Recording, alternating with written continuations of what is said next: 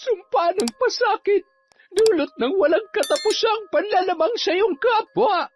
Kung ilang tao ang naagrabyado at winalang hiya mo, ay siya ring pigsa na tutubo sa kung saan mang parte ng iyong katawan. Kung gaano kasama ang iyong plano, ay iyon ang magiging katumbas ng kirot na iyong mararamdaman. Chong, makinig kayo. Hindi ho ako nagbibiro. Tingnan niyo ang mga pigsa niyo sa muka. Ay, pumubuka at... ang daming nana at dugo. Ano ang mga yan? Mga tipaklong at marami pang mga gumagalaw sa loob. Hindi ako makahinga na maayos. May mga bumabara sa lalamunan ko.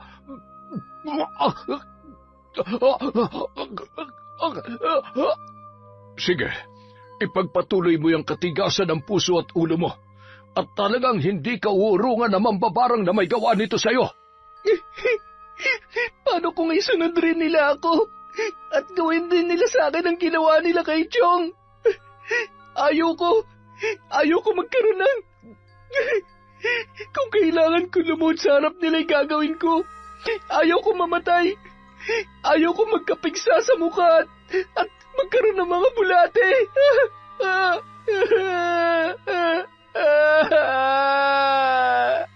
Taon 2005, Samar. Bandang 12:00 ng gabi, malakas ang buhos ng ulan na tumatama sa yerong bubong at may kasabay pang malakas na hangin na animoy bumabagyo.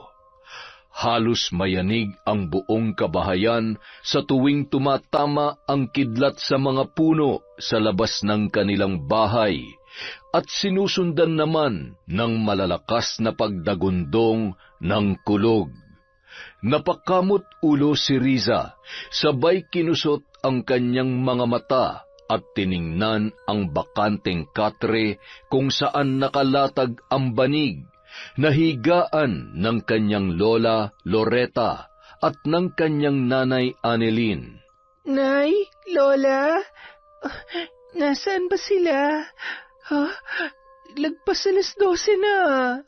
Lumabas na lamang yon sa kanyang silid at tumungo sa kusina, ngunit wala rin doon ang kanyang hinahanap. Isang silid na lamang ang hindi niya pa napupuntahan, at sa pagkakataong yun, natitiyak niya na doon makikita ang dalawa. Ay, sabi ko na nga ba. Sino na naman po ba yung binabarang ninyo? Akala ko po ba titigilan nyo na yan? Bakit nandito na naman po kayo? Matulog ka na lang dyan at huwag ka nang marami pang tanong. Kailangan lang naming tulungan ang biktima ng salbahe na ito. Alam mo naman kung anong klaseng mga tao ang tinitira namin ng nanay mo. Kaya huwag ka na magmaktul dyan. Sumenyas na lamang si Annelyn sa kanyang anak na sundin ang sinabi ng kanyang lola Loreta. Napabuntong hininga na lamang ang dalaga at tumalima papunta sa kanilang silid-tulugan. Nagwawala ng kalikasan sa ginagawa ni nanay at lola. Hindi ba sila natatakot? Ay, makatulog na nga lamang ulit. Ang lamig. Nakatulog na ang dalaga nang pumasok ang mag-ina na noon ay katatapos lamang isagawa ang pambabarang. Nako, nakatulog na ang apo kong hanggang ngayon ay hindi pa rin matanggap ang pagiging mambabarang natin. Mukhang wala na tayong mapagpapasahan ng ating kaalaman. Hayaan niyo, nanay. Ganun talaga, hindi natin siya maaaring pilitin. Manang-mana lang talaga siya sa kanyang ama. Siya, kailangan niya talaga makapagtapos ng pag-aaral at magkaroon ng magandang buhay. Kapag may maayos siyang trabaho pagdating ng araw, lalo na kapag may sarili na siyang pamilya, walang mang-aabuso at mang-aapi sa kanya. Ay, tama kayo dyan, Nay. Kaya gagawin ko ang lahat. Igagapang ko ang pag-aaral ng anak ko hanggang makatapos siya sa kolehiyo. Alam mo, anak, huwag ka mag-alala. isa sa mga araw na ito, makakahanap ka na rin ng lalaking makakatuwang mo sa buhay. Yung lalaking magpapabago ng takbo ng buhay mo. Kung hindi mo kayang gawin yon ay ako na ang bahalang humanap para sa'yo. Nay, siguraduhin niyo lang na sa susunod na manggayuma kayo para sa akin ay yung magugustuhan ko. Timbrehan mo naman muna ako kung kinakailangan. Baka imbis na mapagaan ang buhay ko ay lalo lamang akong mamroblema. Mas mahihirapan lamang akong makisama sa lalaking may pera nga ay bibigyan naman ako ng sakit ng ulo o kaya naman ay sama ng loob. Kung hindi yung mukha ang problema, madalas ugali naman. Siya, ewan ko sa'yo. Kay hirap mo namang hanapan ng kapareha. May pachusi-chusi ka pa. Kung naghahanap ka ng perpekto, pues wala ka talagang matatagpuan, Annalyn. Walang perpektong lalaki. Ay, maigi pa yatang sarili ko na lamang ang ihanap ko.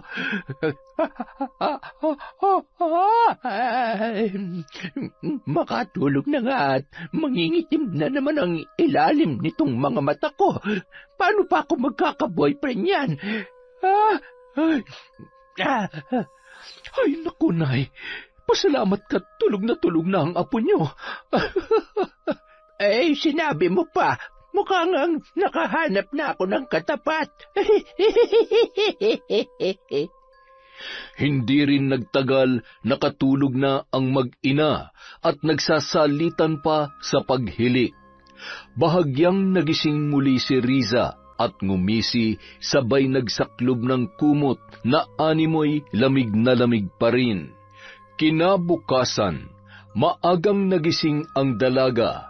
Habang nagsasaing ng pambaong kanin sa eskwelahan, ay nagwawalis-walis na yon sa harap ng kanilang bahay. Pagkatapos ay nagmadali ng maligo at mag-almusal. Hindi niya pa ginising ang kanyang nanay at lola dahil alam niyang puyat ang mga yon.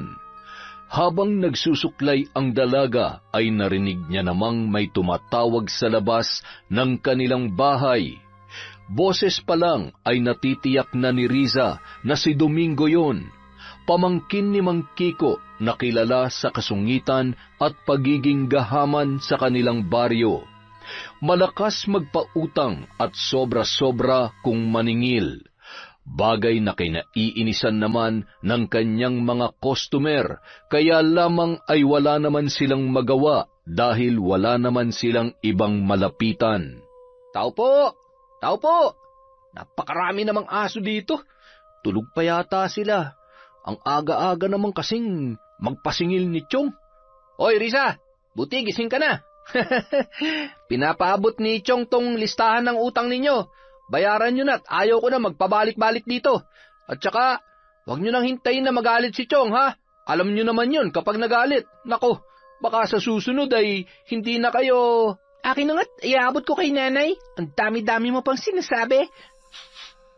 Ang baho Amoy bulok na bagang. Sa susunod baka gusto mo munang mag-toothbrush bago maningil ng pautang. Sige na, umuwi ka na. Tulog pa si Lola. Ipapahatid ko na lang ron ng bayad. Papasok na rin kasi ako eh. Sus, ipapahatid. Alam ko na yan eh. Kabisado ko na kayo, huy. Ay, narinig mo naman yung sinabi ko, di ba? Tulog pa si nanay at lola. Ipapahatid ko na lang ang bayad sa tindahan nyo. Anong kabisado ka dyan? Alam mo, mukhang nahawa ka na talaga dun sa tiyong mo. Ano ngayon? At least mayaman yung tiyong ko. Hindi tulad nyo. Tiyonggo ka mo. Ano naman kung mahirap lang kami at merong utang? Hindi naman namin tinatanggi yun Nagbabayad naman kami Alam mo, parang gusto kong pakawalan ng pinakamabait kong alagang aso. Teka lang sandali, ha? Uy, teka lang, wag! Sandali lang! Ito na nga uuwi na Basta siguruhin mo magbabayad kayo, ha? Ang yabang-yabang mo, tuwag ka naman pala. Apo, ano bang meron dyan? Sino yung tumatakbo na yun papaalis?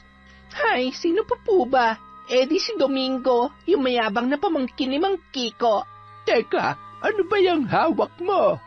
Listahan daw po ng utang natin sa tindahan. Akala ko ho nagbayad na si nanay nung nakaraang araw.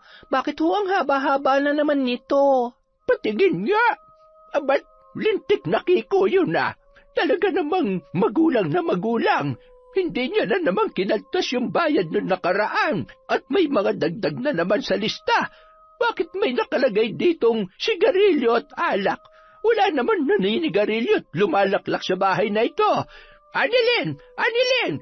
Gumising ka nga at puntahan mo yun si Kiko. Ako'y hindi na naman natutuwa sa pinag-agagawa ng uugod-ugod na matandang yon. Ay, Jesus Maria Joseph! Napakamot ulo na lamang na bumangon si Aling Anilin at kinuha ang papel na iniaabot ng kanyang inang si Loretta. Inisa-isa nun ang mga nasa listahan at napailing-iling. Hindi yun ang unang pagkakataon na ginawa yun sa kanila ng matandang si Mang Kiko. Gayon din sa kanilang mga kapitbahay.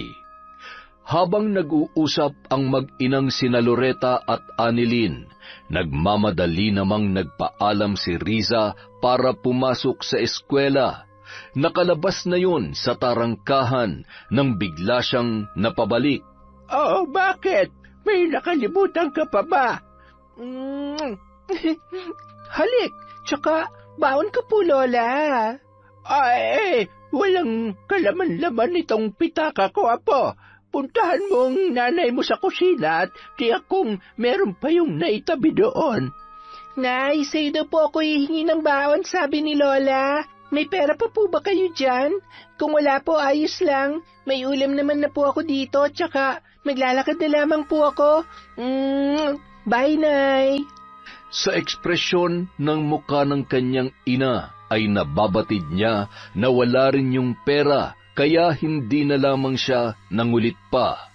Habang naglalakad si Riza, ay nakasalubong niya si Mang Kiko na iika-ika at pilit na nagmamadali habang nakatungkod at bumubulong-bulong pa.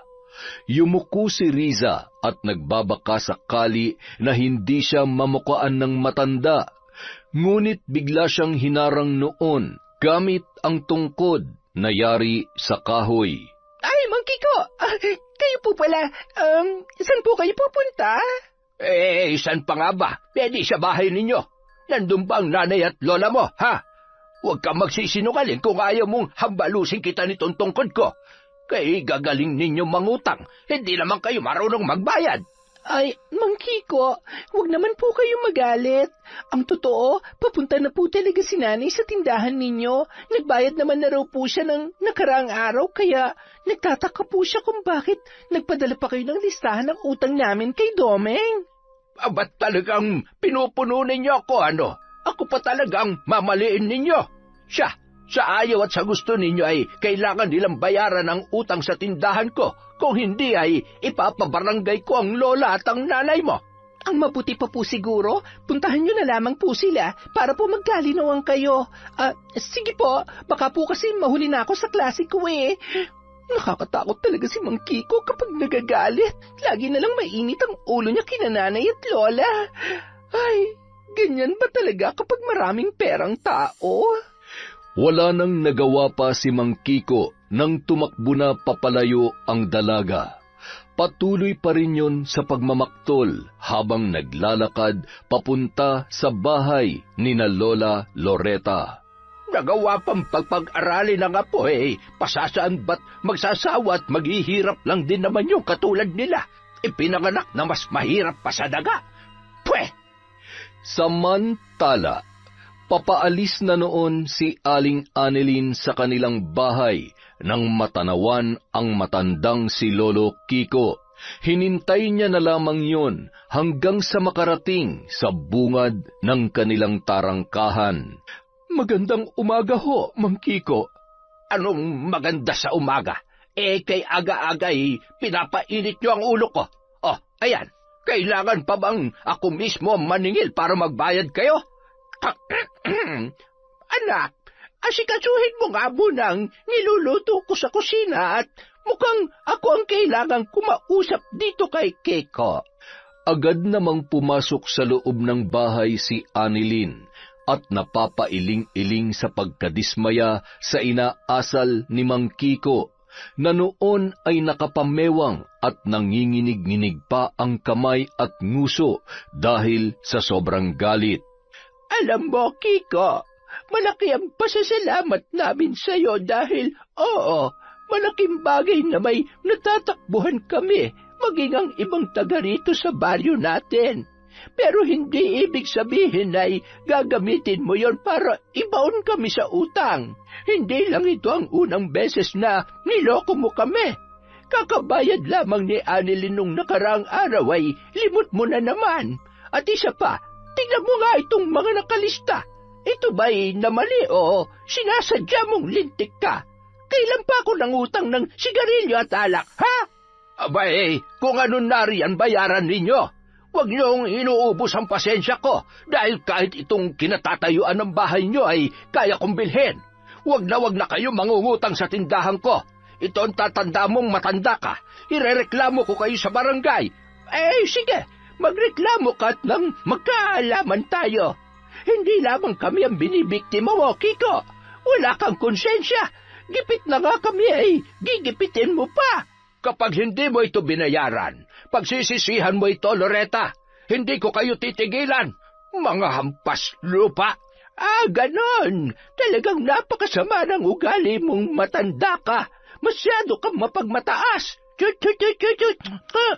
Gusto niyo bang mag-almusal ng hambog na matandang pangit? Maigi pa yata'y pakawalan ko na itong mga aso ko. Teka, sandali. Anong gagawin mo? Abay, susubukan natin yung kayabangan mo. Mukha namang mas matapang ka pa dito sa mga aso ko at mas matindi pa ang rabis mo dito sa dahas ng dila mo. Ano? Huwag mong bibitawan ang tali niyan. Eto na, uuwi na ako. Pero tandaan mo, hindi pa tayo tapos. Takot ka naman palang matanda ka. Masyado kang matapobre. Kung hindi lamang ako nagtitimpi ay talaga namang dapat doon pa lamang ay binarang na kita. Anak, Annalyn, halika nga dito. Bilisan mo. Aray ko, ang sakit ng batok ko. Tumaas yata ang presyon ng dugo ko dahil dun sa kikong yon. Agad namang inalalayan ni Aling Annalyn ang kanyang ina. Pinaupo niya yon sa pahabang upuan sa kanilang balkonahe. Nagmamadaling kumuha ng tubig at ipinainom yon sa matanda. Kayo naman kasi, Nay. Sana hindi niyo na lamang pinatulan si Mang Kiko. Alam niyo namang hindi nagpapatalo sa rason yon sa kahit anong bagay, lalong-lalo na kapag pera ang pinag-uusapan. Bahala na siya kung gusto niya magreklamo sa barangay. Hindi naman nabago ang mga ganoong pananakot niya. Lumipas ang mga araw. Hindi lamang ang mag-anak ang napagbuntunan ng galit ni Mang Kiko. Halos pare-pareho ang daing ng mga magkakapitbahay. Ang iba na takot magreklamo ay napilitan na lamang na magbayad at para na rin makautang ulit. Makalipas ang isang buwan, isang lalaki ang nagpapabalik-balik sa bahay ni na Lola Loretta na nagngangalang Eduardo, isang mayaman na negosyante mula sa Karatig Lalawigan. Isa yon sa mga masugid na manliligaw ni Aling Annalyn, anak ng kaibigan ng yumaong asawa ni Lola Loretta. Katulad ni Annalyn ay parehong sumakabilang buhay na ang kanilang asawa. Nay Loretta, nandito po ulit ako. May dala nga po pala ako para sa inyo. Nandito ho ang bigas at mga kung ano pang kakailanganin nyo dito sa bahay. Abat, nag-abala ka pa talaga. Iho, sobra-sobra nang ibinibigay mo para sa amin. Sandali lamang at tatawagin ko si Annalyn. Siguradong matutuwa siya kapag nalaman niya na nandito ka. Naroon kasi siya sa gulayan kasama ang apo ko. Maupo ka muna, ha? Nagmamadaling tinungo ng matanda ang daan papunta sa may katamtamang lawak na taniman ng gulay na nagsisilbi nilang pinagkukunan ng pang-araw-araw na ulam. Ang iba ay ibinibenta nila sa mga kapitbahay.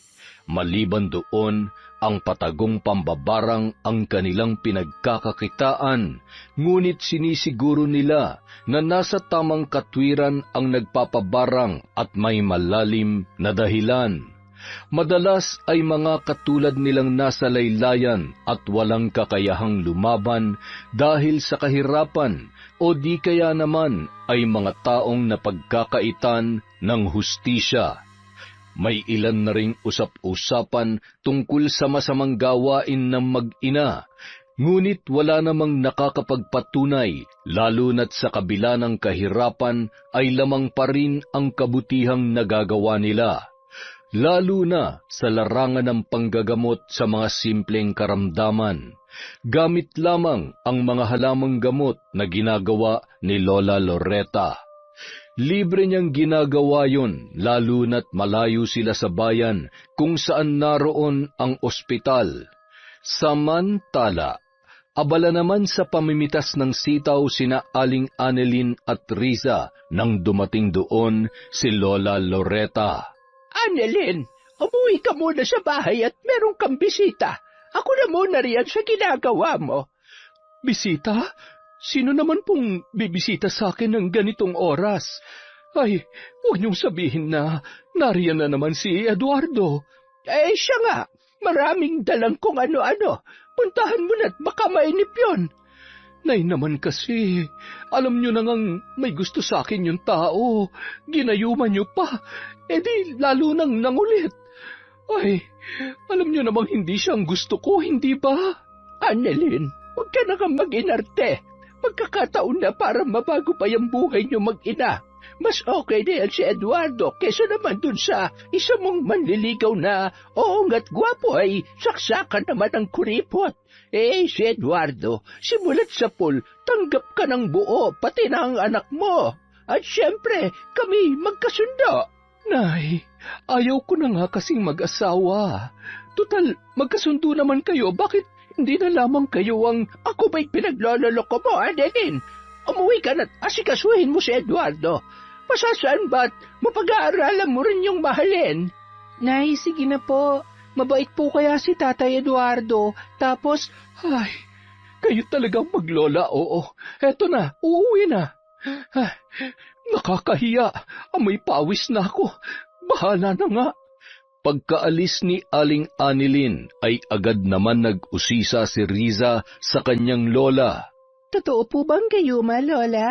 Ang ibig ko pong sabihin, totoo po ba na ginayuman niyo si Tatay Eduardo para mas lalo niya pang magustuhan si Nanay?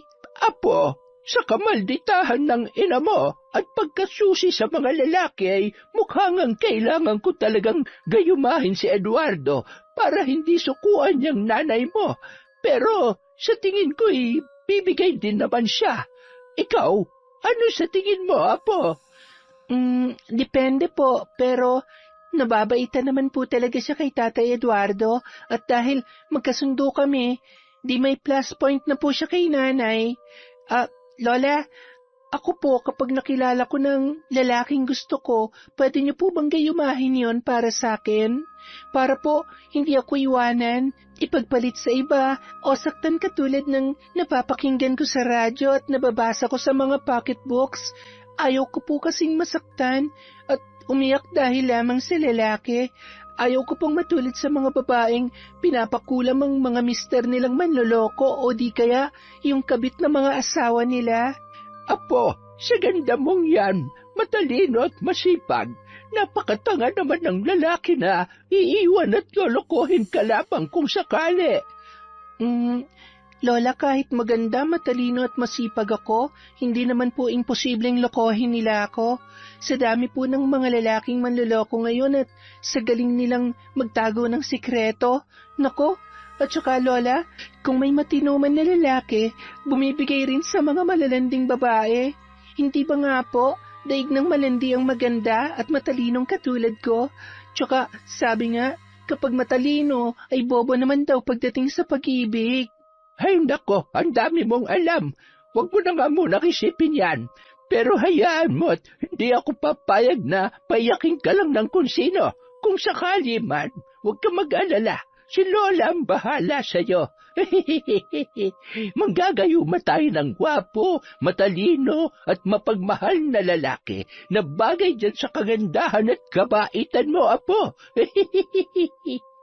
Tuwang-tuwa si Lola Loretta nung mga sandaling yun. Sa paglipas ng panahon ay unti-unti na rin kasing naiintindihan ni Riza kung bakit hindi nila basta-basta mabitawan ang pambabarang. Samantala, Annalyn, nandiyan ka na pala. Pasensya ka na kung... Okay lang. Patapos na rin naman kami sa pamimitas ni Riza. Bakit napadalaw ka? Oh, kung ano-ano na naman ang mga yan. Daig ko pang magtatayo ng sari-sari store sa ginagawa mo eh. Ay, kasalanan to ni nanay eh. Ay, teka, maigi pa na ipagtimpla ko ng kape at nang mapawalang bisa ang gayuma. Annalyn, ayaw mo ba mga... Hindi naman sa ayaw ko. Salamat, Eduardo. Walang anuman, Annalyn. Gusto ko lang mapasaya ka kaya... Lahat gagawin ko para sa'yo, sa anak mo, at siyempre, kay Nanay Loretta. Lahat talaga. Sandali lang, ha? Magtitimpla muna ako ng kape. Napaka-sweet mo talaga, Annalyn. Kaya lalo ako nahuhulog at napapamahal sa'yo eh. Hindi na ako makapaghintay na pakasalan ka at maging ganap na tayo mag-asawa. Magsasama sa isang bubong at... Sandali lang, Eduardo, ha? Kailangan ko rin kasing magpalit muna ng damit at nangangati na ako. Siguro ay nahigad ako sa gulayan. Sandali lang talaga. Ay, sige. Maghihintay ako kahit gaano pa katagal. Ngumisi na lamang si Annalyn habang pasimpleng napakamot ng ulo. Ay, Diyos mio, hindi ko alam kung kikiligin ba ko o... Ewan, naguguluhan na rin ako sa nararamdaman ko. Basta, kailangang mapawalang bisa na ang gayuma. Ay, si nanay naman kasi, masyadong paladesisyon. Nung araw din yon, sinubukang kontrahin ni Annalyn ang gayuma na bumabalot sa kanyang masugid na manliligaw na si Eduardo. Kaya naman nang umalis yun ay kampante na siya na hindi na babalik ang lalaki. Kinabukasan, nagkakagulo ang kanilang mga kapitbahay. Naninikluhod ang isang babae sa harap ni Mang Kiko habang nakikiusap na wag muna silang paalisin sa lupa na pinagtatayuan nila ng bahay. Nabili na kasi ng matanda ang mga karatig lupa maliban sa pagmamay-ari ni Lola Loretta na pinagtataniman nila ng gulay at kung saan nakatayo rin ang kanilang tahanan. Kapag hindi pa kayo umalis dito sa lupa ko, ipapasunog ko yung bahay nyo kasama mga basura nyo dyan sa loob. Napakatitigas ng ulo ninyo. Galit na umalis yun habang patuloy naman sa paghagulgol ang babae na nakayakap sa nag-iisa pa lamang nilang anak na lalaki na noon ay nasa 3 buwan pa lamang.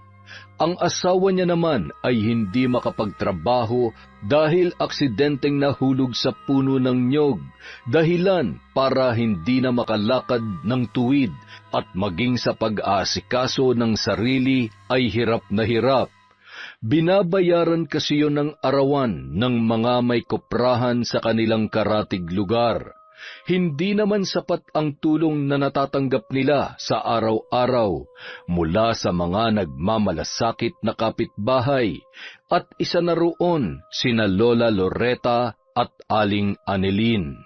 Umismid pa ang matandang nagpapautang nang dumaan sa tapat ni Lola Loretta at nagtama pa ang kanilang paningin. Hindi pa rin nag-iimikan ang mga yon dahil sa naging iringan nila.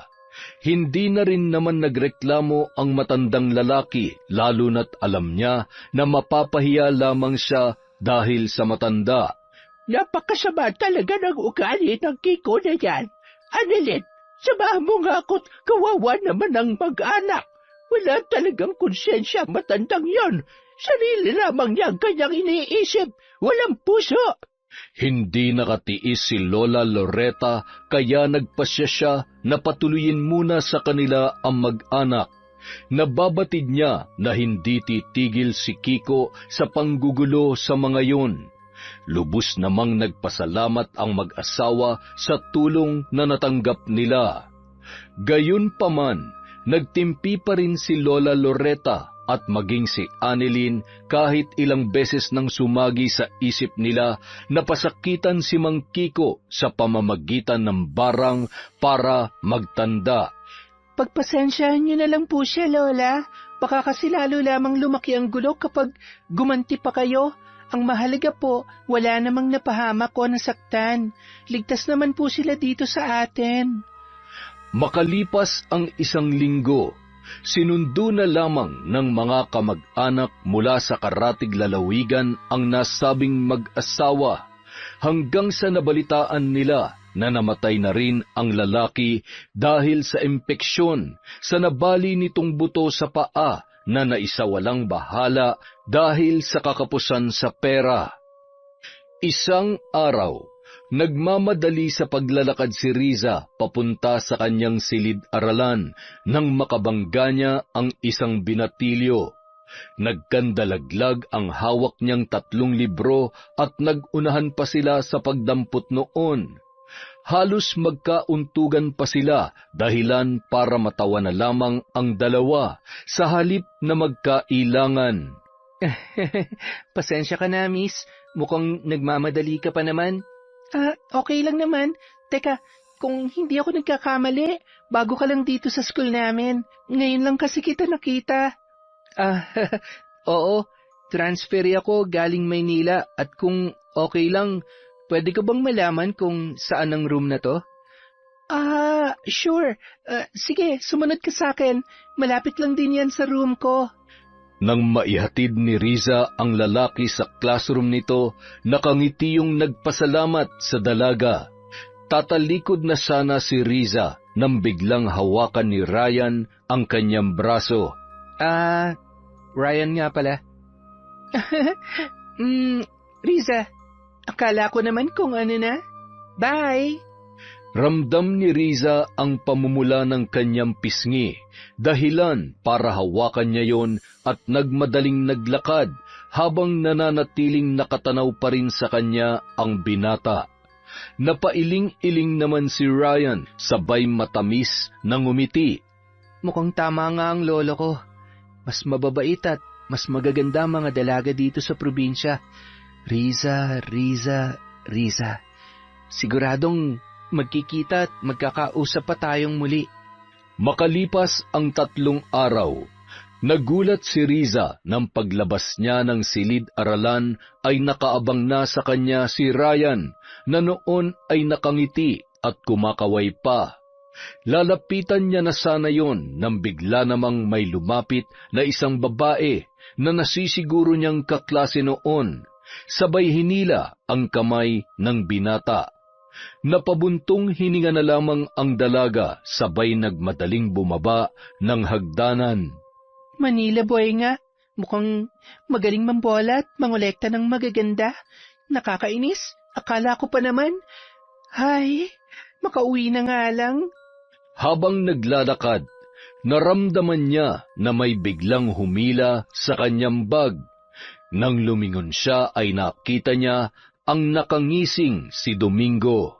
Ano bang problema mo? Alam mo, pauwi na ako at wala na akong lakas para sakyan kung anumang trip mo. Baka nakakalimutan mo na yung atraso mo sa akin. Di ba, muntik mo na akong ipalapa dun sa mga alaga mo? Oo, at gagawin ko ulit yun ng paulit-ulit kung kinakailangan. Hindi mo ako madadaan dyan sa laki ng tiyan mo. Hindi ako natatakot sa'yo. Napakayabang mo naman. Gusto mo bang ipagsigawan ko dito na hindi kayo nagbabayad ng utang para malaman nila na nakakaawa kayo? Tingnan mo nga yung bag mo. Mukhang isang hila ko lang ulit dyan, mapupunit na. Ganon ha? Bibigay talaga to at wala akong pake kung masira pa to. Parehas lang talaga kayo ng tiyuhin mo. Ang sasama ng ugali nyo. Kasalanan ba naming mahirap kami, ha? Kasalanan ba yon? Hoy, Domingo Pucho! Ano ka ba naman? Nangaaway ka ng babae? Abat, gusto mo yata ng sakit ng katawan ha? Uy, teka, hindi. Bitiwan mo nga ako. Uuwi na nga ako Kumaripas ng takbo si Domingo at mababakas ang takot sa kanyang muka. Okay ka lang ba, miss? Okay lang ako. Salamat. Gusto mo ba Excuse me. Ako nang bahala sa kanya, tol. Salamat, ha? Ryan, anong ginagawa mo dito? Di ba may kasama kang babae kanina? Wala yun. Nagpatulong lang sa group activity namin. Nakita ko yung nangyari kanina. Sino ba yung nambuli sa'yo? Hi, si Domingo. Anak na may kaya naming kapitbahay. Nakaalitan kasi ni Lola yung masungit niyang tiyuhin, kaya ayun, nakikisali rin siya. Mahirap lang kasi kami tapos nangungutang kami sa kanila dati. Naikwento ni Riza ang mga nangyari at kung ano-ano pa, dahilan kaya mas naintindihan at natuwa sa kanya si Ryan. Nakita niya ang kabaitan at pagiging totoo nito sa sarili. Tara na? Tara? Saan? Ihahatid kita sa inyo. Gusto ko rin kasing makilalang mga magulang mo. Agad-agad? Ay, wag na. Sa susunod na lang. Baka mamaya maligaw ka pa pauwi. Hindi yan. Dito rin naman ako lumaki, kaya lang nilipat ako ni nanay sa Maynila. Ngayon, dahil wala na siya, dito na ulit ako. Nagpatuloy ang pagkukwentuhan ng dalawa habang naglalakad papunta sa bahay ng dalaga. Habang tinatahak nila ang daan ay kinakabahan naman si Riza. Yun ang unang pagkakataon na may kasama siyang kaibigan at iniisip niya rin ang magiging reaksyon ng kanyang nanay Annelyn at lola Loretta. Nasa tarangkahan pa lamang sina Ryan at Riza ay nag-aabang na sina Annelyn at lola Loretta nang makita na may kasamang lalaki ang dalaga. Mukhang nahanap na ng apo ko ang lalaking nararapat sa kanya. Nararamdaman ko na may mabuti siyang puso, gwapo at bagay sila ng apo ko. Sandali lang at mag-iinit ako ng tubig para naman makapagmeryenda sila. Ano, gayumahin ko na ba? Tumigil nga kayo, Nay. Joke lang. Nagmamadaling tumungo sa kusina ang matanda at si Aling Annelyn naman ang sumalubong sa dalaga. Magiliw naman nagpakilala ang binata. Tuloy ka. Anak, akin na yung bag mo. Oh, bakit? Ay, pasensya na po, Nay. Maliit na punit lang naman po to. Tatahin ko na lamang mamaya. Hinilap po kasi ni Domingo kanina Ay, hindi pa rin talaga nagbabago ang Domingo na yan. Napakasalbahe. Sabagay, kanino pa nga naman ba siya magmamana? Huwag niyo na lamang pong sabihin kay Lola at baka... Ano yon, apo? Wala po. Hinahanap ko lang po kayo. Para kanino po yung kape? Di para sa inyo. Ito ang sayo. At ito namang isa ay para dito kay Pogi. Nagmano muna ang dalaga bago nakipagkwentuhan ang binatilyo at ipinakilala ang kanyang sarili. Sarap naman si Ryan sa kape na tinimpla sa kanila ng matanda na sinamahan pa ng nilagang hinog na saba. Napakasarap niyo po magtimpla ng kape, Lola. Salamat po Kaya po pala mabait si Riza dahil mabait rin po ang nanay at ang lola niya. Siya nga pala, iho. Anong pangalan ng lolo mo? Baka sakaling kilala ko. Teka. Lola, anong oras na po ba? 5:15 na. Bakit, iho? Naku po, lagot ako nito kay Lolo. May pupuntahan po pala kami. Salamat po Sa susunod na lang po ulit. Bye-bye po. Ba't napakabata pa ulianin na. Hindi bale. Basta't hindi ang apo ko ang makakalimutan niya. Lola, ano po yon? Wala po. Sige na. Ubusin mo na yan at magbihis ka na. Kinabukasan, araw ng Sabado, Ilang mga lalaki ang nakita nilang dumaan sa may tapat ng kanilang bahay papunta sa kanilang gulayan. May mga dalayong gamit na pambakod.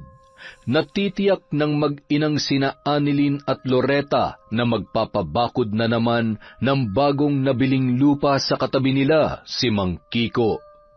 Bandang 10:00 ng umaga, naisipan nilang mamitas ng gulay. Sumama pa ang isa nilang alagang aso. Malayo pa ay naririnig na nila ang boses ni Mang Kiko na minamanduhan ang kanyang mga trabahador. Ay nako, ang init-init ay. Talaga namang nagawa niya pang bantayan ng mga... Mang Kiko, baka ho mapagalitan tayo ni Lola Loretta. Sayang naman ho itong mga pananim nila kung bubunutin namin at saka sakop pa po ba ito ng nabili niyong... Sumunod ka na lamang sa pinapagawa ko. Hindi ko kayo binabayaran para pangunahan ako. Napakababagal ninyo. Hay! Mga hilayo pa kayo! Itigil niyo yan! Bakit niyo binubunot ang mga... Annelyn, tingnan mo! Ang mga bago kong tanim na ampalaya! Hayop ka talagang matanda ka! Pati ba naman kakarampot na lupa na pinagtataniman namin ay kakamkamin mo pa? Ano ngayon ang gagawin mo? Kaya mo bang magpasukat ng lupa para patunayan sa akin na parte yan ng lupang pinagmamalaki mo? Alam mo, Loretta, maigi pa'y bayaran ko na lamang ang kakarampot mong lupa. Magkano ba ang gusto mo? Ano? Sabihin mo lamang at, heto, may pera ako dito sa bulsa ko. Hinulog ng matandang lalaki ang napakaraming barya, sabay humalakhak yun. Ayan, pulutin mo ang mga baryang yan. Sa tingin ko'y sapat ng kabayaran yan. Tapos, isama na natin yung utang ninyong hindi nyo naman mabayad-bayaran. Tikom ang kamay ni Lola Loretta na nagpipigil ng galit. Habang nananatiling walang reaksyon ang muka ni Annelyn at pasimpleng bumubulong ng mga salita sa kanyang isip. Maya-maya, biglang nanlisik ang mga mata at nagtatahol ang aso na animoy galit na galit sa matandang si Mang Kiko. Abat, pati aso mo ay masyado rin nagtatapang-tapangan katulad ninyo. Siya, mukhang maduduguan ang itak kong ito at magkakaroon ng pulutan ng mga trabahador ko. Sige, subukan mong saktan ang alaga ko. Sisiguruhin ko na ito na ang huling beses na pagpapasensyaan ko yung kaswapangan mo. Aba, tinatakot mo ba ako? Ha? Ay, aray, bakit hindi ko maigalaw ang kamay ko? Anong...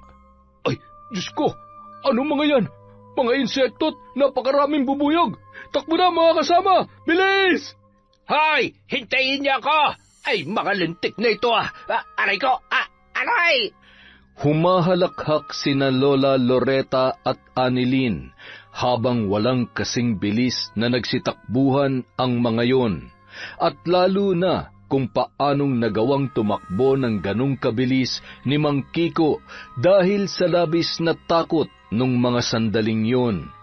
Paikot-ikot ang aso at nagtatatakbo yun na animoy na iintindihan kung ano ang nangyayari. Napakayabang. Takbuhin naman pala. Sisiguruhin ko na hinding-hindi na sila makakabalik dito. Tama ka, anak. Hindi porket mahirap tayo ay papayag na lamang tayo na apak-apakan niya. Aba, tarantado siya. Hindi niya tayo kaya. Gusto niya ng totoong away, ha? Di sige, tuturuan natin siya ng leksyon. Tingnan mo, anak. Sayang naman ang mga to. Mamumulaklak na sana. Samantala, nagsiuwian na sa kanilang mga bahay ang mga lalaki dahil sa hindi nila maipaliwanag na takot na naramdaman. Wala namang nakagat sa kanila ng bubuyog, ngunit kapag naaalala nila kung gaano karami at paano sila dinumog ng mga yon, ay hindi maiwasang mangatal ang kanilang tuhod. Ayaw ko nang bumalik doon. Kinikilabutan pa rin ako. May engkanto ata sa lugar na yun O baka totoo yung mga kwento tungkol kay Lola Loretta. Ayaw ko mabarang, mahirap yun. Loko kasi itong si Mang Kiko Idadamay pa tayo sa mga kalokohan niya. Sa kabilang banda, Hindi magkanda-ugaga si Domingo nang makita ang itsura ng kanyang tiyuhin na si Mang Kiko.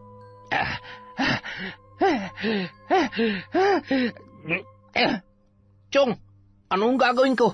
Ang dami niyo hong kagat sa muka. Namumulat, magamagaho ang labi niyo. Mukha na ho kayong halimaw. Ang init-init ang pakiramdam ko. Hindi ako makakita ng maayos. Makati, makirotat. Ay, kasalanan to ng Loretta na yon. Tulungan mo ako, Domingo. Ipaghiganti mo ako sa mga lintik na yon. Sige ho, pupuntahan ko sila ngayon din. Ay, lintik ka. Gamutin mo muna ako. Kahit kailan talaga hindi mo ginagamit yung utak mo. May laman nga ba yan? Ha? Ay, lako. Pasensya na ho, Chong. Akala ko kasi, ano po bang gagawin ko? Dadalhin ko po ba kayo sa ospital? Ay, wag. Kung gusto mong dalhin mo na ako sa punerarya. Tutal, mukhang aatakihin ako sa puso sa katangahan mo. Anak ng putyang kamalasan ito. Nang mga sandaling yon, isinugod ni Domingo ang kanyang tiyuhin sa ospital. Nagrenta pa sila ng sasakyan papunta sa bayan at nagpabayad ng ilang kalalakihan na bubuhat sa matanda papunta sa may kalsada. Pagsapit ng gabi, Nay, Lola, dinala po pala sa ospital si Mang Kiko. Gagaling pa naman po yon, di ba? Ibig sabihin ko po ay hindi niyo naman siya... Apo, huwag kang mag-alala. Dinadala ko lamang yon. Pero sa sama ng ugali nun, hindi pa sapat ang kagat ng mga bubuyog para magbago siya. Siguradong gagawa at gagawa ng paraan yon para gawing miserable ang buhay natin at maging ng ibang mga taga rito sa atin na kinakayang-kayanan niya. Ano pong balak ninyo, Lola? Babarangin niyo na rin po ba siya? Paano po kung... Kilala mo naman kami ng nanay mo. Alam namin kung kailan maaari at hindi maaari, kung ano ang tama at mali. Magtiwala ka lamang, Apo. Isa pa, ayaw kong dumating ang araw na lahat ay mawawala na sa atin dahil hinahayaan nating apakan tayo ng taong katulad ng matandang yon. Sige na, matulog ka na, Apo. Bukas ay magsimba ka at ipagdasal mo na lamang kami ng nanay mo.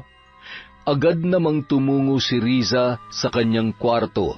Nadatnan niya ang kanyang ina na inaayos ang kanyang higaan. Ako na po dyan, Nay. Mukhang may gagawin pa po yata kayo ni Lola.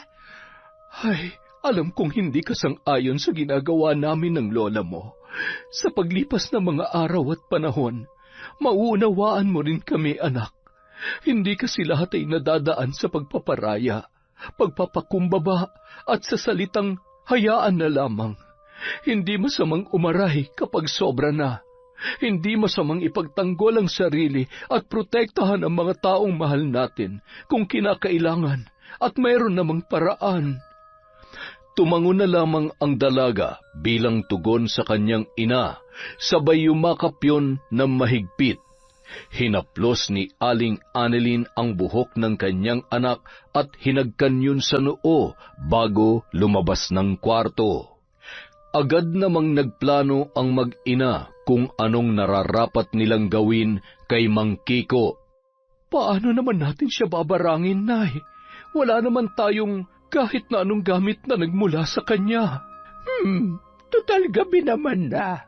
Wala naman sigurong makakapansin sa atin dahil tulog na ang mga tao.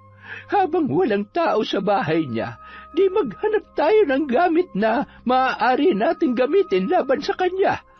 Oh, ano pang hinihintay mo? Kunin mo na ang flashlight. Dali na. Baka naman mapagkamalan tayong magnanakaw sa gagawin nating to, Nay.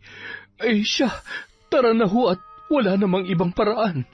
Nang makarating sa may tapat ng bahay ng matandang si Mang Kiko, ay gumapang pa sila at lumusot sa awang ng bakod. Aray, masakit sa likod. Bakit naman kasi tayo gumagapang? Para naman tayong tanga dito, Nay. Mas tanga kapag nahuli tayo. Huwag ka na magreklamo. Ay, ayun, may nakasampay. Kunin mo na lahat ng yan. Alin ho ba dito ang kay... ang baho. Labahin pa yata ito. Hayaan mo na. Tara na't doon na lamang natin alamin kung alin ang gamit dyan ni Kiko. Dadalawa lang din naman sila sa bahay kaya imposibleng magkamali pa tayo. Tagumpay na nakuha ng mag-ina ang gamit na kanilang kailangan.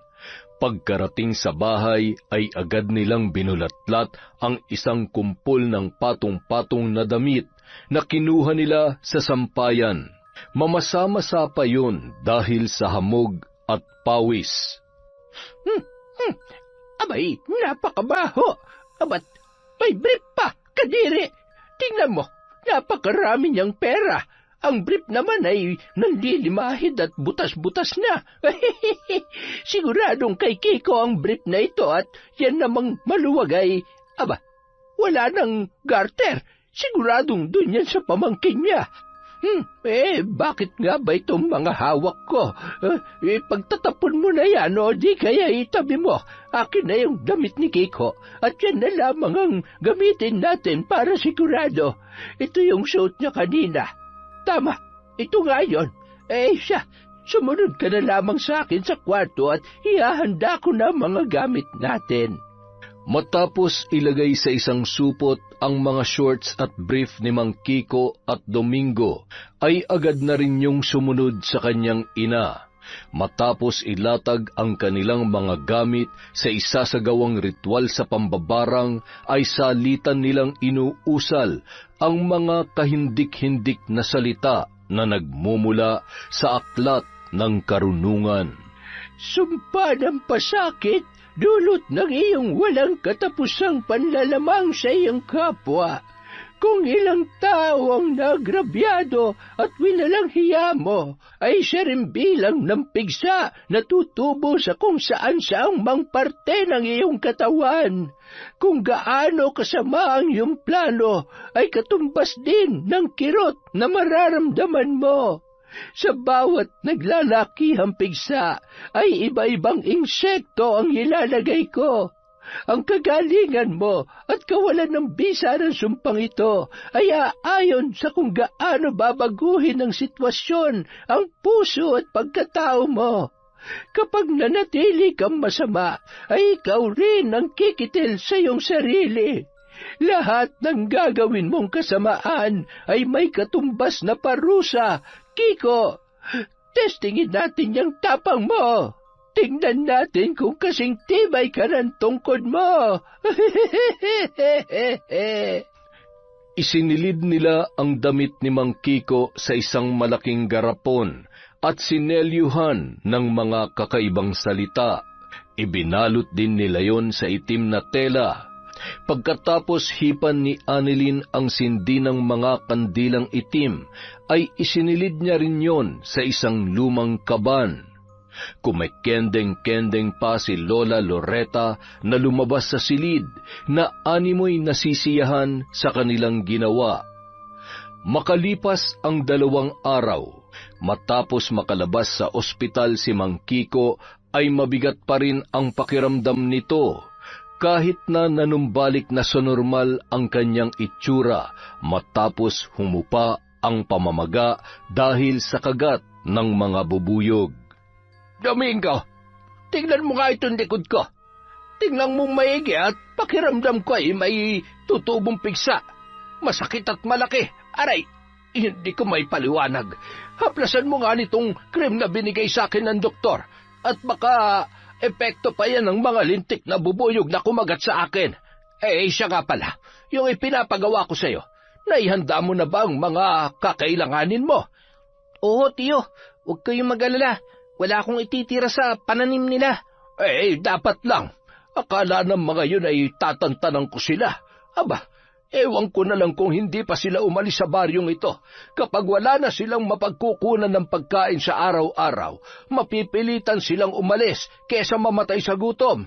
Siya, galingan mo't pasasaan ba at makikinabang ka rin naman sa kung anong meron ako ngayon. Huwag ka lamang aanga-anga para hindi masayang ang pinaghirapan ko.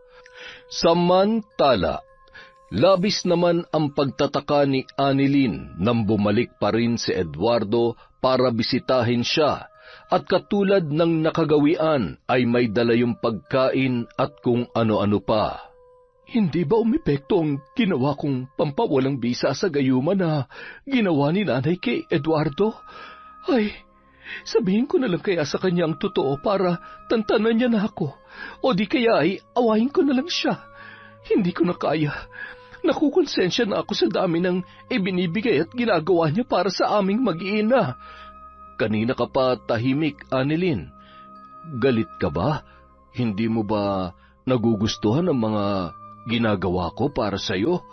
Ay, gusto mo ba talagang malaman ang totoo? Masasaktan ba ako sa dapat kong malaman? Hindi ko alam, pero hindi ko na kayang magsinungaling sa'yo. Eduardo, ang totoo gusto naman talaga kita eh. Kaya lang ang lahat ng ito, lahat ng ginagawa mong yan ang hindi totoo. Dahil ginayuma ka lamang ni nanay para magustuhan mo ko. Kaya ginagawa mo to lahat. Hindi totoo yan. Hindi ako ginayuma ng nanay mo. Kahit tanungin mo pa siya, mula noon ay mahal na kita. Bago pa man ako nagtapat sa iyo ay sinabi ko na muna sa nanay mo ang intensyon at nararamdaman ko para sa iyo. Kaya tinulungan niya ako. Pinagkaisahan niyo ako ng nanay ko? Nagagalit ka ba? Anong gusto mo? Matuwa ako na napaikot niyo ko? Nay! Nay! Huwag ka na magalit sa nanay mo. Annalyn, pasensya ka na. Umuwi ka na muna. Huwag mo akong kausapin at baka... Ay, patay. Sige na, Eduardo. Iwanan mo na muna ang pakipot na ito. Kami muna mag-uusap. Bumalik ka na lamang kapag sa tingin mo ay kalmado na ang panahon. Ha? Mag-iingat ka, anak. Nay, ano ba naman? Bakit niyo naman, sus? Tigilan mo nga ako, Annalyn. Sige, itanggi mo pa yung nararamdaman mo. Baka pagsisihan mo kapag napagod na kahihintay sa iyo yung tao. Bibihira na lang ang matinong lalaki sa mundo. Kaya bawasan mo yung pagiging pihikan mo. Nariyan ang grasya ay sa harap mo ay tinatanggihan mo pa. Kay hilig mo sa gwapo lang pero hindi ka naman kayang bigyan ng magandang buhay. Ay ewan ko sa iyo. Isang maling pili pa, itatakwil na kita. Kita niyo na? Kapag galit ako, mas galit pa kayo. Nang sumunod na araw, napansin ni Riza na tila nagkakatampuhan ang kanyang nanay Annalyn at lola Loretta. Umalis siya na nagwawalis sa harap ng bahay ang kanyang ina at ang lola niya naman ang nag-aasikaso sa kusina. Tinawag niya ang kanyang alagang aso at agad na sumunod yon papunta sa kanilang taniman ng gulay. Nang matanaw ang mga naninilaw na mga dahon ng pananim nila, ay lalo niyang binilisan ang paglalakad. Wala ni isang natira na posible pang mabuhay at mapakinabangan. Anong nangyari dito? Sino may gawa nito? Wala na. Wala nang natira. Kailangan malaman to ni Lola. Humahagulgol na tumatakbo pabalik si Risa at malayo pa'y sumisigaw na ang dalaga. Nay! Lola! Oh, bakit ka umiiyak? Ano bang nangyayari? Wala na po yung mga pananim natin. Namatay na po lahat. Ano? Nay! Napatakbo si Annalyn at sumunod na lamang si Lola Loretta at ang apo nitong humihikbi pa rin nung mga oras na yon. Nang makita nila ang kalagayan ng mga pananim, ay pare-pareho silang nanlumo at napaluha. Sa mga oras na yon ay iisa lamang ang tao na kanilang naiisip.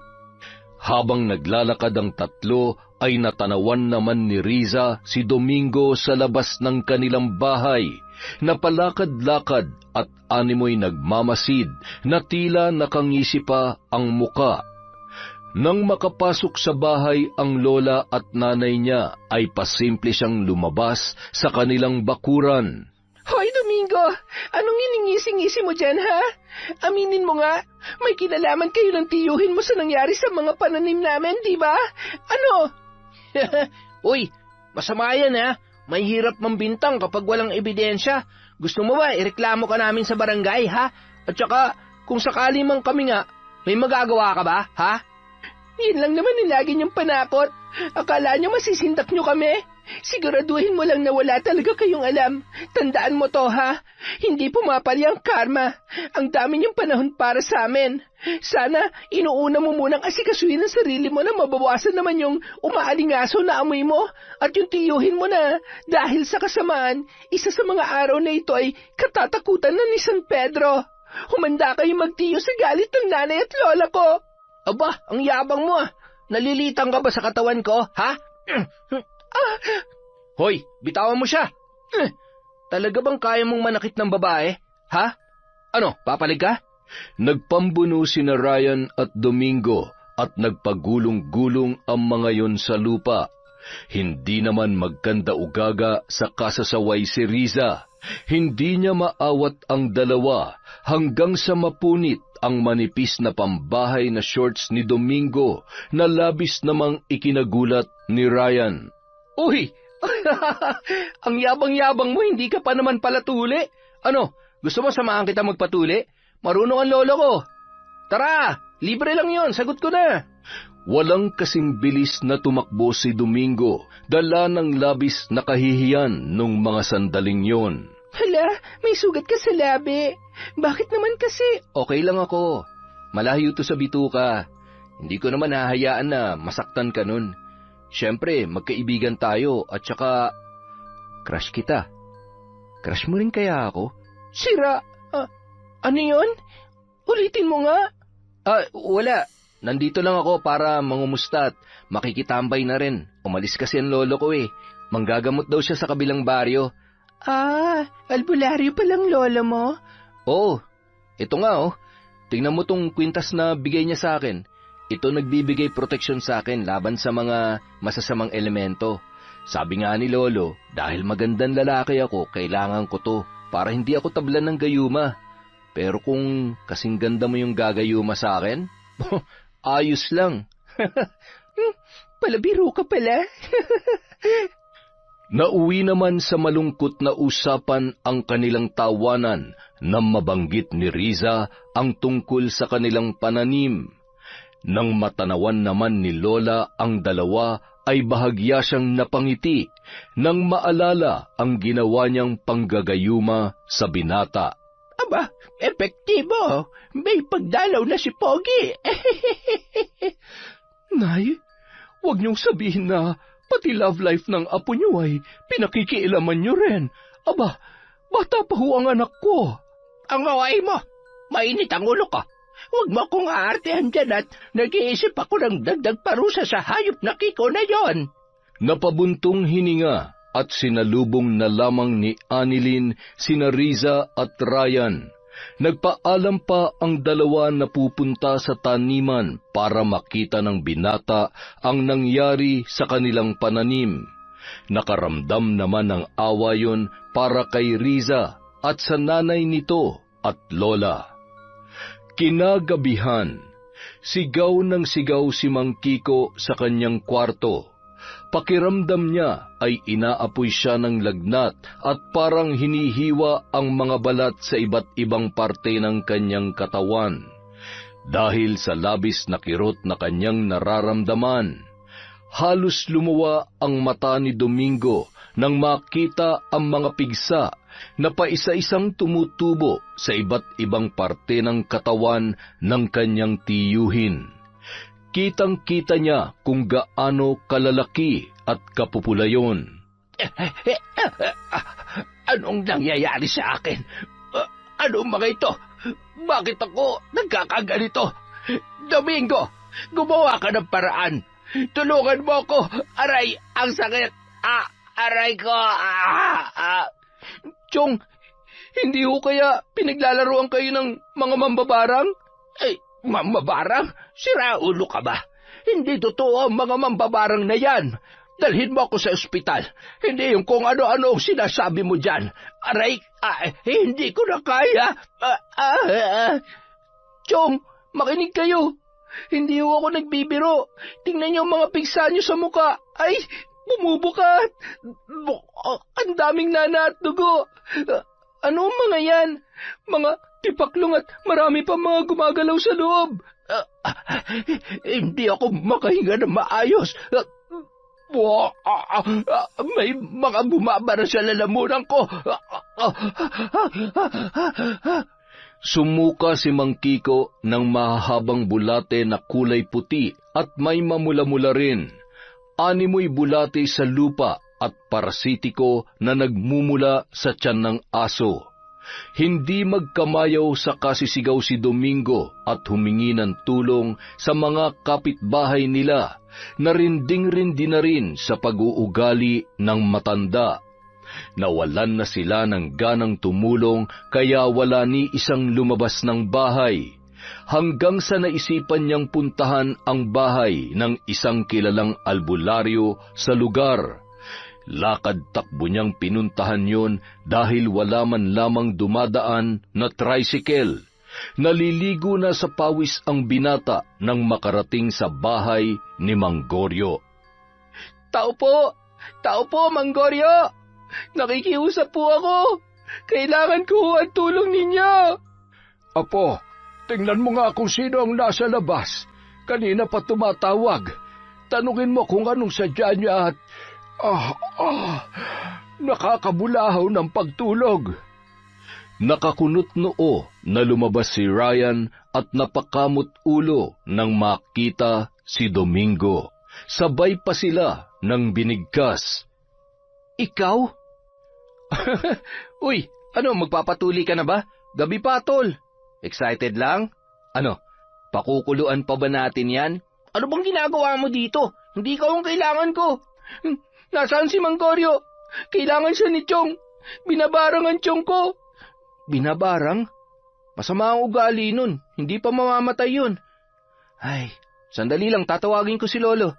Lo, magpapatuli raw po magpapagamot daw po yung tiyo niya. Binabarang daw po. Barang? Abat, sa tinagal-tagal na panahon ay ngayon lang ulit ako manggagamot ng nabarang sa baryong ito. Hindi magandang balita ito.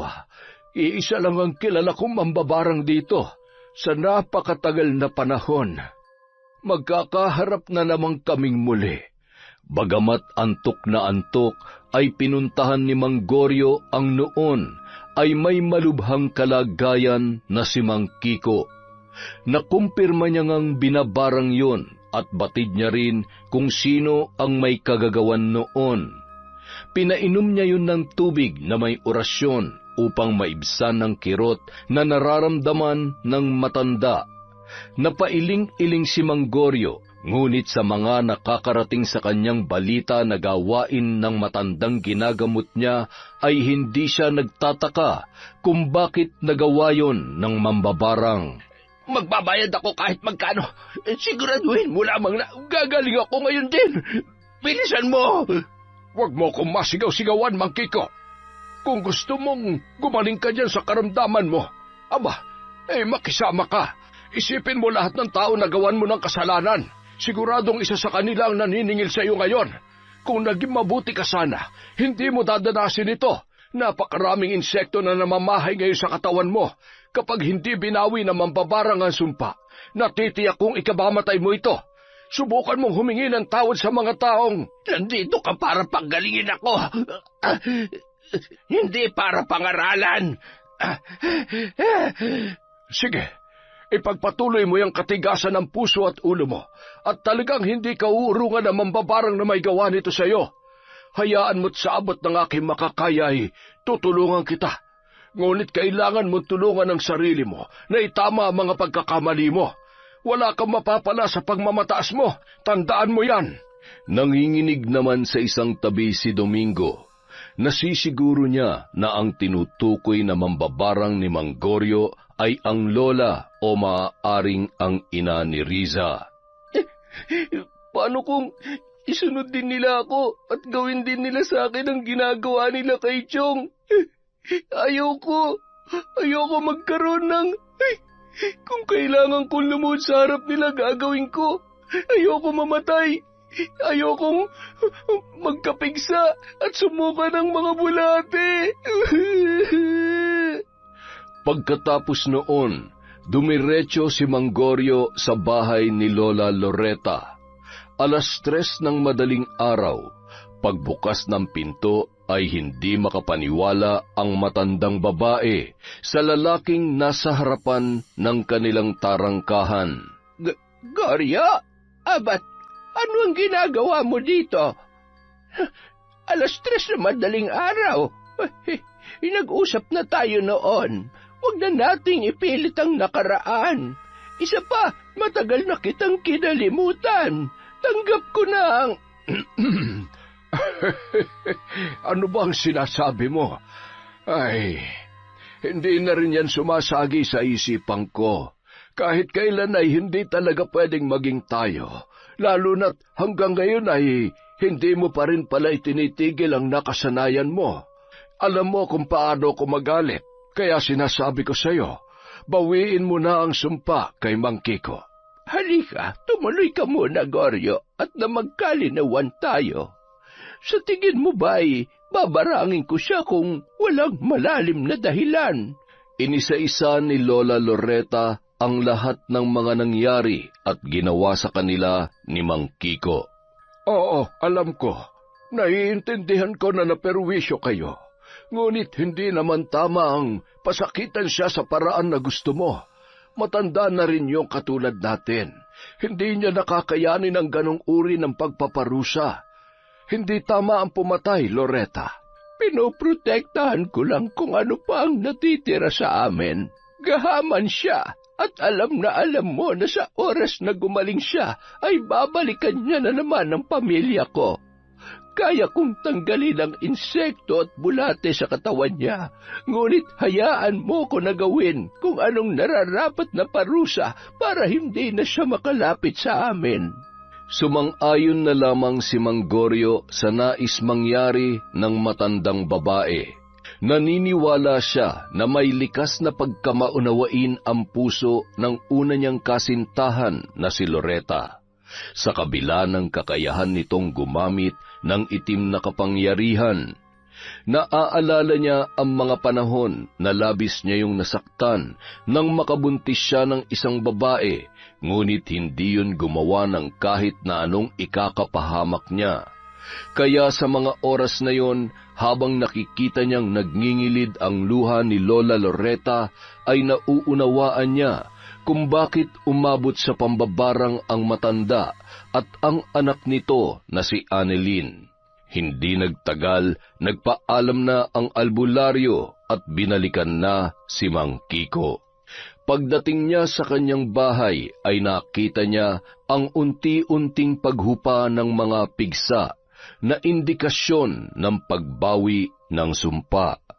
Magpasalamat ka dahil napakiusapan ko si Loretta. Mabuti siyang tao. Napuno lamang siya dahil sa mga ginawa mo. Sana'y mag-iwan ng aral sa iyo nangyaring ito. Hindi sa lahat ng oras ay maisasalba ka ng pera mo, Kiko. Akma sanang magsasalita si Mang Kiko, ngunit walang tinig na lumabas mula sa kanyang bibig. Hindi rin maigalaw ang dalawa niyang paa para makatayo sa kanyang kinauupuan.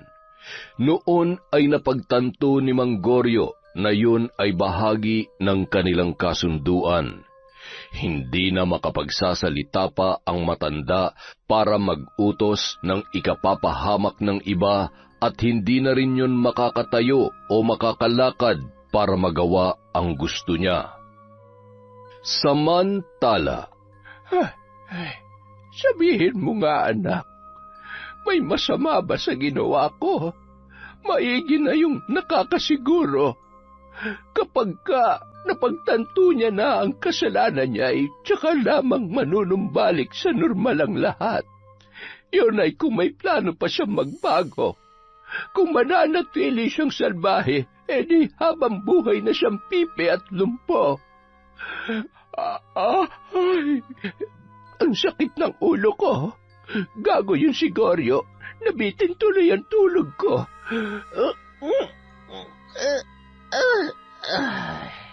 Matulog na ho ulit kayo, Nay.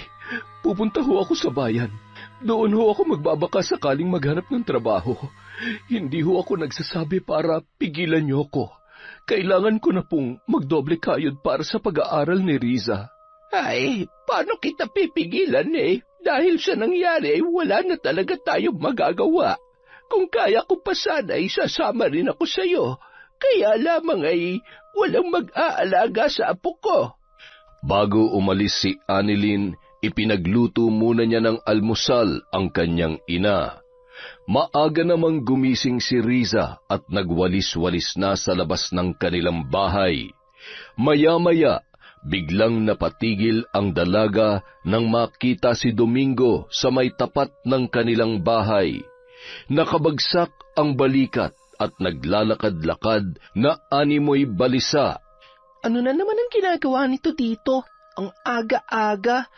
May binabala ka na namang masama, no? Hindi niyo ba talaga kami titigilan, ha? Huwag ka magalit. Hindi ako pumunta rito para awayin ka o gumawa ng masama. Riza, patawarin mo ako. Pangako, magbabago na ako. Huwag lamang akong... Ano? Takot kang mabarang katulad ng tiyo mo? Ay, opo.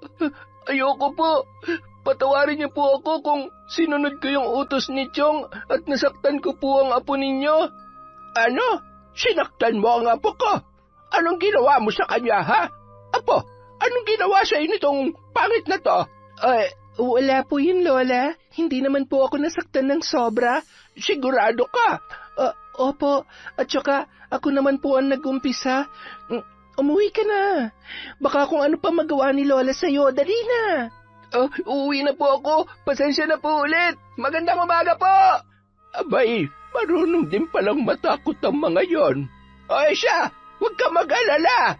Hindi mo dadalasin ang sinapit ng tiyo mo, basta hindi ka tutulad sa kanya. Hoy! Tarantadong yung kinakausap ko pa. Makalipas ang 1 linggo, nag-umpisa ng magtrabaho sa bayan si Annalyn, kaya 1 beses sa 1 buwan lamang nakakauwi ang babae.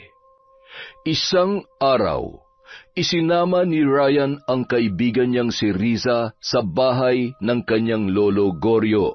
Alam mo, parang namumukaan kita, iha. Hindi ko lang maalala kung saan. Baka ho nakapunta na kayo sa kanila dati. O baka si Lola ho ang kakilala nyo. Hindi ba kamukha mo ang Lola Loretta mo? Oo nga po. Kamukha ko po si Lola. Yun din ang palaging sinasabi ni nanay sa akin. Loretta? Apo ka ni Loretta? Ay, oo nga. Ganyan-ganyan ang mukha niya nung kabataan pa namin. Kaya pala sabi ko parang pamilyar ang mukha mo, iha. Ay, akalain mong magkaibigan pala kayo nitong apo kong si Ryan. Kamukha ko rin ang apo ko, hindi ba? Opo, magkasing gwapo po kayo. Magkasing ganda naman ho kami ni Lola. Ay, walang duda. Alam mo noon, mahal na mahal ko ang lola mo, kaya labang ay wala. Loko-loko rin kasi ako noon. Ho? Naging jowa po kayo ni Lola Loretta? Gaya-gaya ka naman eh. Hindi nauna kaya ako. Hindi ako kaya nauna. Ako. O di sige, ikaw na. Ganyan naman kayong mga babae, di ba? Laging kayong tama. Oo naman, syempre. Siya nga po pala, Lolo. Ano po talaga nangyari? Kung mahal niyo naman po ang isa't isa, bakit hindi kayo nagkatuluyan ni Lola? Baka dahil mas maganda yung lola ko. Hindi mas maganda kaya ang lola ko. At saka si Lola naman ang first love niya. Wala talaga yan sa nauna o nahuli. Siguro hindi talaga kami ng lola mo ang para sa isa't isa. Sabi nga kapag may mahal ka at nagawa mo pa rin tumingin sa iba at minahal mo rin, piliin mo yung pangalawa dahil kung mahal mo talaga yung una, hinding-hindi ka natitingin pa sa iba. Nakakalungkot naman po yon. Oo, pero mula nang mangyari yon, Mula nung pinalaya namin ng lola mo ang isa't isa, nahanap niya na rin ang lalaking para sa kanya. Ang lolo mo, nakita ko kung gaano siya kasaya sa piling niya. At dahil doon, napatawad ko na rin ang sarili ko at natutunan kong maging responsable sa bunga ng mga desisyon ko at mga pagkakamali kong nagawa. Samantala, pilit na sinusubuan ni Domingo ang kanyang tiyuhin na si Mang Kiko. Habang tumatagal ay mas lalong nagiging iritable yun sa kanyang sarili. Hirap na hirap siyang pakainin ang kanyang tiyuhin. Kung minsan ay ibinubuga pa noon ang pagkain at tubig sa binatilyo, dinuduraan at sinasabunutan. Gayunpaman, matyaga pa rin niyang inaasikaso yon dahil yun na lamang ang natitira niyang kamag-anak mula nang inabando na siya ng kanyang ina. Iniintindi niya na lamang yon dahil alam niyang nahihirapan na ang kanyang tiyuhin sa kanyang sitwasyon. Pilit niya ring ibinabangon ang halos 1 buwan nang nakasarang tindahan. Nagpasya na rin muna siya na tumigil sa pag-aaral. Matapos asikasuhin ang kanyang tiyuhin, lumabas ng bahay si Domingo para magpahangin habang pinipigilan ang pagpatak ng kanyang mga luha. Ay, napakahirap naman ng sitwasyon ko. Hindi ko naman siya pwedeng pabayaan. Kahit lagi niya akong pinapagalitan, alam ko siya lang ang nag-iisang nagmamalasakit sa akin. Hindi niya rin naman ako pinabayaan mula noon. Marahan niyang tiningnan ang kanyang braso na natapunan ng mainit na sabaw dahil nasagi yon ni Mang Kiko. Nagtutubig na yon at ang ilang parte ay kitang-kita ang kapulahan. Nataon namang dumaan si Riza at nakita ang binatilyo na nagpapahid ng kanyang luha. Umiiyak ba siya? Bakit kaya? Baka patay na pero hindi pa naman siguro. Tatanungin ko ba siya? Kaya lang, ayoko nga. Pero parang malungkot talaga siya eh. Bahala na nga. Hoy, Domingo! Umiiyak ka ba? Ha? Ako? Umiiyak? Hindi ah. Bakit naman ako iiyak? Eddie, ano yan? Pawis? Uhog? Laway? Ano naman ang mawawala sa'yo kung sasabihin mo na umiiyak ka? At teka, ano nangyari dyan? Ang laki ng paso mo ah. Hala, natapunan lang ng sabaw.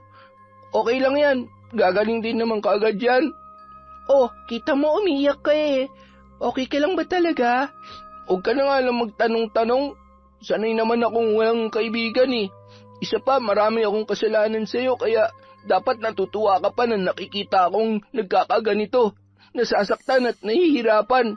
Sira, hindi ako galit sa'yo. Oo, galit ako sa mga ginawa mo sa akin, sa amin. Pero hindi naman sapat yon para magtanim ako ng galit. At saka, nagsorry at mukhang nagbago ka naman na. Pinagsisisihan mo naman na yon, di ba? Kalimutan na lang natin ang mga nangyari. Kinuwento ni Domingo ang kalagayan ng kanyang tiyuhin at lahat ng ginagawa noon sa kanya, dahilan para maawa si Riza at nagtulak sa kanya na pakiusapan ang kanyang lola. Hindi mapakali at sunod ng sunod si Riza saan mang sulok ng bahay magpunta ang kanyang lola Loretta. Kaya naman nagtanong na ang matanda. Hay, ano ka ba naman, Riza? Nahihilo na ako sa kakasunod mo. Ano ba yon? May sasabihin ka ba? Kasi po, Lola, may ipapakiusap po sana ako sa inyo. Kasi po, nakausap ko po kanina si Domingo. Ano po? Ano? Sinaktan ka na naman niya? Sabihin mo sa akin at patitikimin ko siya ng... Lola naman eh. Patapusin niyo po muna ako. Ang ibig ko pong sabihin, naaawa na ako sa kanya dahil hindi na siya makapag-aral. Nahihirapan na din po siya sa pag-aalaga kay Mang Kiko. Sinasaktan din po siya. Ang dami niya pong pasa tapos may paso pa. Lola, baka naman po pwede niyo nang... Ano? Patayin ko na? Teka, nasaan pa yung pakong napakalaki dyan? Lola naman eh. pagalingin niyo na ho siya. Para ho, pasensya ka na, Apo. Kinalulungkot ko, pero hindi kita mapagbibigyan sa gusto mo. Delikadong tao si Kiko. Kung masama ako, ay doble ang pagkahalang ng kanyang kaluluwa. Kapag pinalaya natin siya sa sakit niya, dobleng pasakit at hirap ang aabutin natin doon. Magtiwala ka lang. Kung ganyan ang ugali niya, ay talagang lalong manghihina ang katawan niya at hindi na rin siya magtatagal. Lola, siya na lang po natitirang kamag-anak ni Domeng. Kapag namatay yon, paano na po siya? Di, malaya na siya sa kasungitan at pananakit ni Kiko. Diyos me, yung tanong yan. Alam mo, sa tingin ko, mabait naman yung si Domingo. Kaya lamang ay nahawaan na ng kasamaan ni Kiko. Kaya akala niya noon ay tama ang kanyang ginagawa. Kung nagkausap kayo kanina at nagsabi siya sa iyo tungkol sa pinagdaraanan niya, ibig sabihin ay may tiwala siya sa iyo. Kailangan kanya bilang kaibigan. Koy, kaibigan lang ha? Alam mo naman kung sinong napupusuan ko para sa iyo. Ay, sus, ang dalaga naming ubod ng ganda. Manang-mana sa kanyang lola. Payakap nga ako, Apo. Makalipas ang 2 linggo, tuluyan na ngang pumanaw si Mang Kiko. Dinala pa yun sa ospital at doon na rin binawian ng buhay. Atake sa puso ang naging sanhi ng kanyang pagkamatay. Sina Riza at Ryan naman ang naging karamay ni Domingo ng mga panahon na yon. Maraming salamat sa tulong niyo at sa kabaitan niyo sa akin. Ang saya-saya ko dahil sa kabila ng lahat, itinuring niyo pa rin akong kaibigan. Ngayon ko lang naranasan na maging masaya at may nakakausap. Ganto pala ang pakiramdam. Akala ko sumasaya lang ang tao kapag maraming pera katulad ni Chong. Hindi pala. Wala palang kwenta ang pera kung wala namang mga taong nagmamalasakit sa'yo. Ayaw kong mamatay katulad ni Chong na bilang lamang sa daliri sa kamay ang nakiramay at nakilibing dahil sa ugali niya nung nabubuhay at malakas pa siya. Ang mahalaga, magsimula ka ulit.